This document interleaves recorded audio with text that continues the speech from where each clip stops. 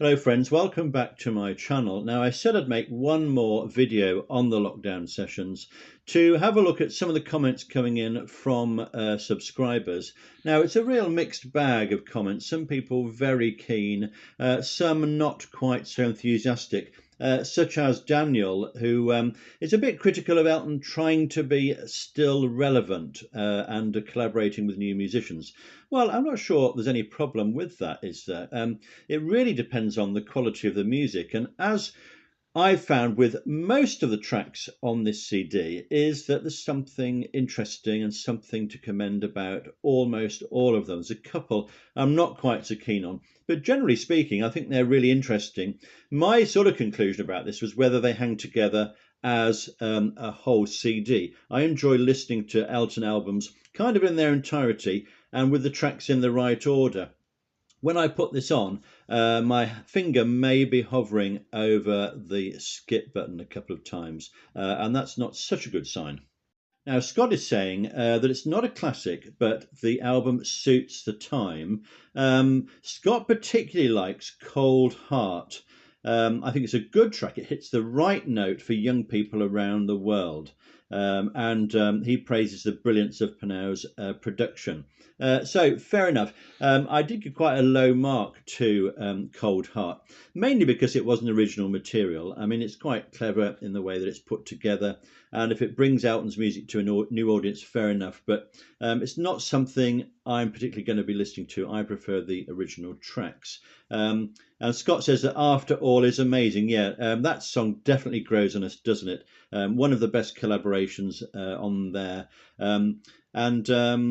There was he's saying that there was no expectation of Elton and Charlie coming up with anything, and then Elton just spontaneously sat down and created the whole thing on the spot in one take. Well, he's the sort of artist we know that can just brilliantly come up with original melodies all the time. So in a way, that's no surprise, but it's great that he's still doing it. Now, Victor has picked out Orbit, E-Ticket, Finish Line and Stolen Car as the best ones from the last 8 songs. And he also enjoys I'm Not Going to Miss You, the Glenn Campbell track. I should have actually praised Glenn Campbell when I was doing the review because he is an iconic artist.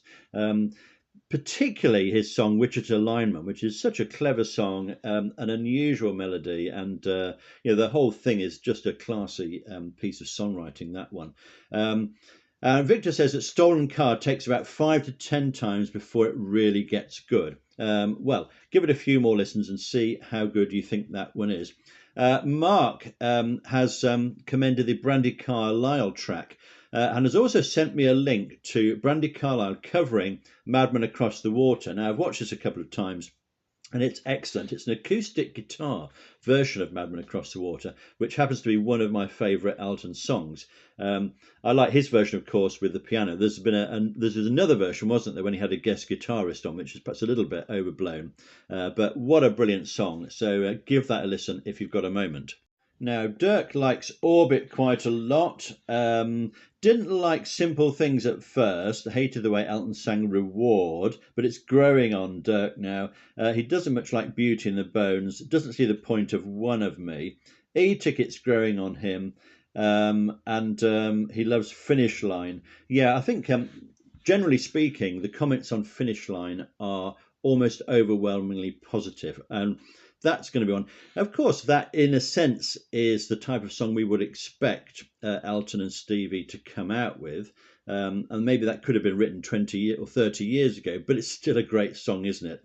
And it doesn't really matter about when it's written. You know, it just holds up with being well written and well performed. Now, Rutkowski agrees with me on the standout tracks. And says that only 2 good things come out of this album. First is those 2 standout tracks. I think he's referring there to Chosen Family and Finish Line. The other thing is that making this album finally motivated Elton to work on those Bernie lyrics he's been sitting on. So we're all pleased about that. How quickly can Elton get into the studio and perform this, produce this new album for us. Of course, he's recovering at the moment, so we wish him well.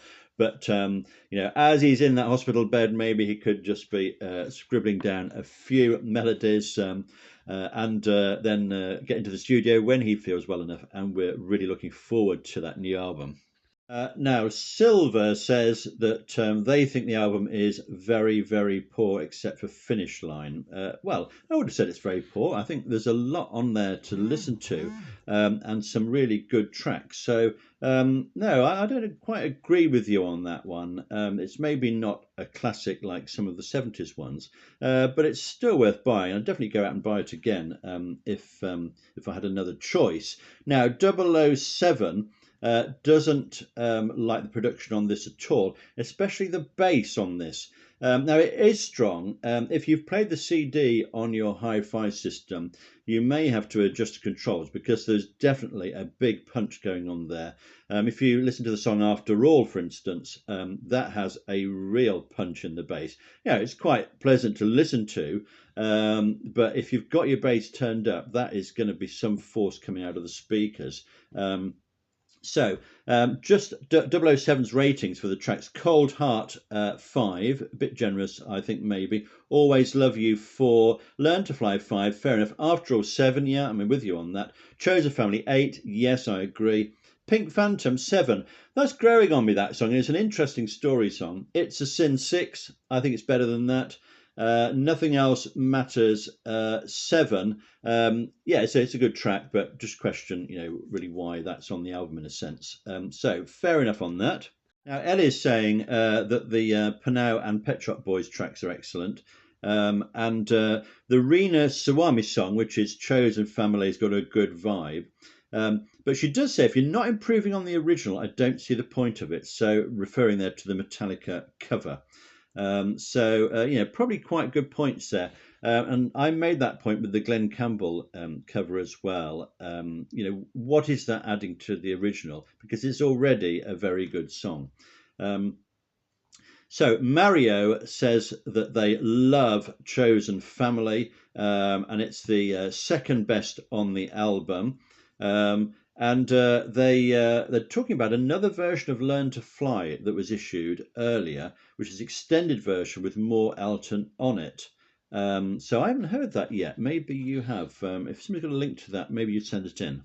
Dirk again commenting on the first half of the album, not keen at all on Young Thug's contribution, especially some of the lyrics. Well, I'll leave you to have a look at those and see what you think. But Dirk agrees with the assessment of Nothing Else Matters. It doesn't have a place here. But he did like the piano and cello at the end of that, sounding a little bit like 60 Years On. Yeah, little echoes there of earlier songs. Okay, Mr. Quayle says, this album for me seems more like a classic 1970s style album, with the tracks being more uneven. And 2 to 3 standout tracks. I'm not sure I see the link with the 1970s in a way, except of course for Victim of Love, which came to mind on a couple of the tracks. And Ellie again saying that her favourite of the singles is Cold Heart with Dua Lipa. She listened to the rest of the tracks on Spotify, really liked E-Ticket with Eddie Vedder. And was surprised that Stolen Car was so good. She says, I wasn't actually going to buy the album, but on the strength of those tracks, I couldn't help myself. Well, of course, we couldn't help ourselves either. We enjoyed listening to this one. Well, that's a bit of a roundup of some of the comments that have come in. I'm still looking at them, and I do read all your comments. I may not have replied to all of them yet because there's been quite a volume coming in on this one. But be assured that I do look at everything you write. So much for the lockdown sessions. I think I'm going to have a bit of a break from this CD now because I'm listening to it for quite a while.